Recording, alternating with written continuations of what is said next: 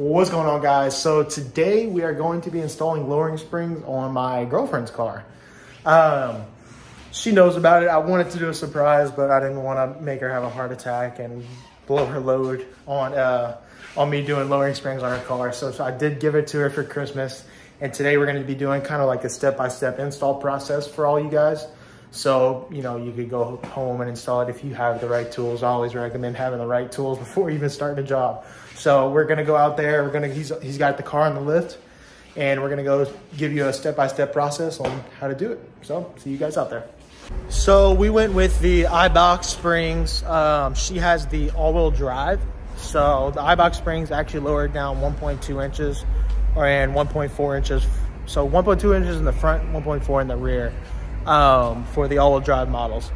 For the rear-wheel drive, it only does it about 0.8, which I have. I mean, it looks plenty enough good to me. But yeah, we did go with the Eibach. If you guys are wondering, that's probably going to be the best one for, you know, the money. I'm not too familiar with H&R, so that's why I went with the Eibach. I have Eibach on my car, had great experiences. So yeah, I do recommend Eibach if you're looking to get some lowering springs also. So this is the girlfriend Stinger. Yes, we've had the same exact car. If y'all think it's cute, whatever. But you can tell it's her car by the curb rash on the wheels. But besides that, it's pretty stock, clean. She takes care of it, gets her oil changes and does all that good stuff. But first, you're gonna obviously want to get it on a lift. I definitely recommend getting a lift on this. Borrowing one from a buddy, I don't know, but 10 out of 10 recommend a lift for this job. It's a bitch on the ground, so. And I think the next part is pretty obvious. Take off all the wheels and tires. So we're gonna do that right now. I'm not about to explain shit, bro. No, not like you don't have to explain shit. I'm gonna explain shit the best way I can. So you're gonna want to unbolt that right there, the little electronic dampener, electronic ECU for the thingy thing right there. Yeah, just put it to the side somewhere where it's not in the way. But like just clear all this area out for the strut to come out. And he just loosened this bolt right here. So go ahead and loosen that bolt right there. And then the one right there. So the two bolts on the left side of the strut.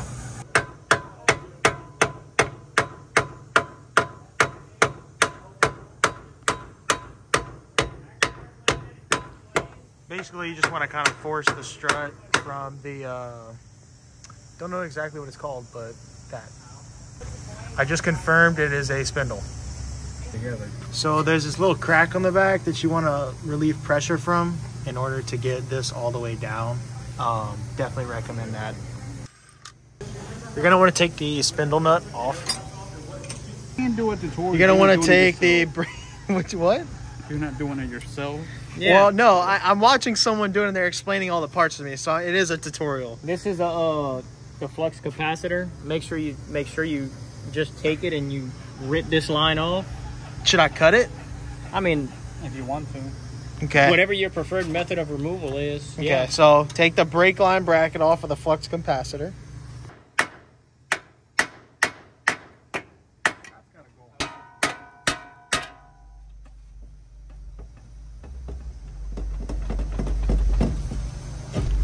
So to be completely honest, say goodbye to your pretty spindle because you're gonna have to beat it off. That's really the only way to do it, unfortunately, but yep, that's just what you gotta do. But a little friendly tip, if you wanna pry this open, it makes it a little bit looser for you, so yeah.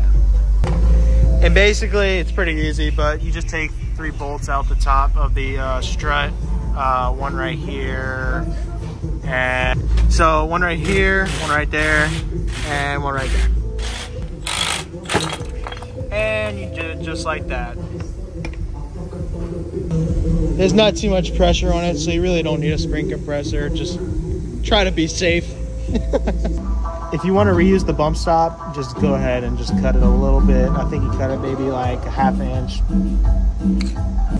So you're gonna want to take it to your handy dandy spring compressor that I doubt you'll have at home, but you can get one at like AutoZone or, you know, O'Reilly, something like that. Just a little I call it handheld spring compressor, but that should also work. You really don't need this fancy dancy spring compressor. So with your fancy dancy spring compressor, you're gonna want to compress the spring. Obviously, it's kind of self-explanatory.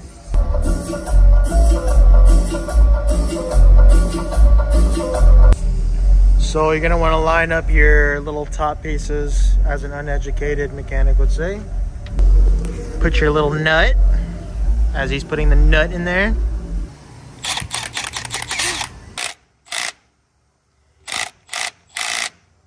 And you're gonna screw the nut.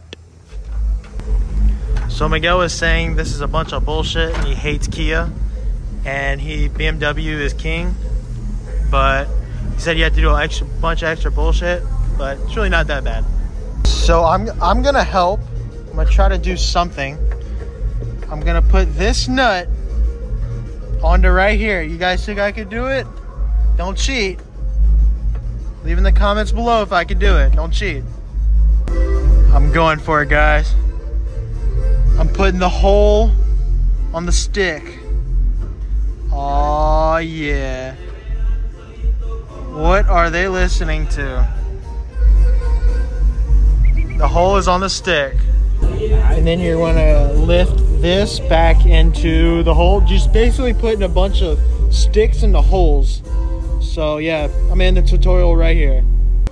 So there's a little guide in the back when you do put it up, back up with the jack like what we did. So you want to guide it in and it'll go back in perfectly like it came out. So. And then you're just gonna want to basically put everything that you took off back on. So the electronics and all that, brake line, all that good stuff. And don't forget the nut right there. So now that you got everything back on, you know, all the electronics, brake lines, all that good stuff, obviously let's put the wheel back on. And I'm not gonna show you the other side. I mean, you look at one side, the other side's the exact same. I mean, let's be honest, if you could do one side, you can do the other. So, but we are about to do the rear, and I'm sure you guys are wondering how to do the rear, so I'm gonna show you.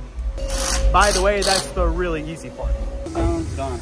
So all you really need to do for the rear, we already got the spring in, I kind of forgot the video, but these two bolts right here, unbolt them, or yeah, well, these two bolts right here, unbolt them, pry this down, and then put the spring in. It's literally that simple. No issues at all. I don't think anybody will have an issue with the rear. It's just the front, a little difficult, but we got it. So we're about to put the wheels and tires on, and we'll see how it looks. So you're going to jack up the control arm, I guess, and put those two bolts back in. Make sure the spring's clocked correctly, and you're good to go. So we're about to wrap it up. He's putting the last wheel back on. If you stuck around for the whole video till now, I do appreciate it. I've been appreciating all the support, the love y'all been giving me lately. We just hit a 900 subs, which is amazing. I didn't even know I could hit 900 subs. And we're almost at landmark 1,000. So till we get 1,000 subs, I'm not yet quite at 4,000 watch hours, but we're gonna get there, we're gonna grind.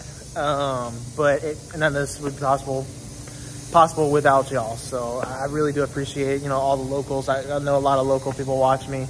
Shout out to Lafayette. But I appreciate everyone's support. Just wanted to let y'all know, but we're about to put the car on the ground, see what it looks like. Yeah, it looks 10 times better with these springs on, 100%. It definitely, so when I did mine with the real drive, it was not this low. Like, there is barely any room right there. And you got a good deal of room up front, but yeah, it looks really, really, really, really, really, really good. 100% recommend this mod to anyone just trying to do something simple, won't void warranties or anything like that. But highly recommend doing it on an all-wheel drive, really, because it drops a lot on the all-wheel drive. It did not drop this much in the rear-wheel drive, but looks amazing for sure. So that's going to be the end of this video. It's kind of like a how-to, what to expect, and what it's going to look like on factory wheels at least. I don't know if I'll be getting her some new wheels. Probably not. She does like her factories a lot. I'm going to get her spacers. So the best setup for this car, you know, if you want to keep it factory, kind of do 10 millimeter or I think 20 millimeter, I think 10 millimeter spacers and these lowering springs, and it should look perfect. I've seen a bunch of people with a similar setup, so I definitely recommend it, 10 out of 10. But if you want more Stinger content and future content on the new 2023 BMW M2, I do have one of those on order. So subscribe, and I'll see you guys in the next one. I'm not about to explain shit, bro. No.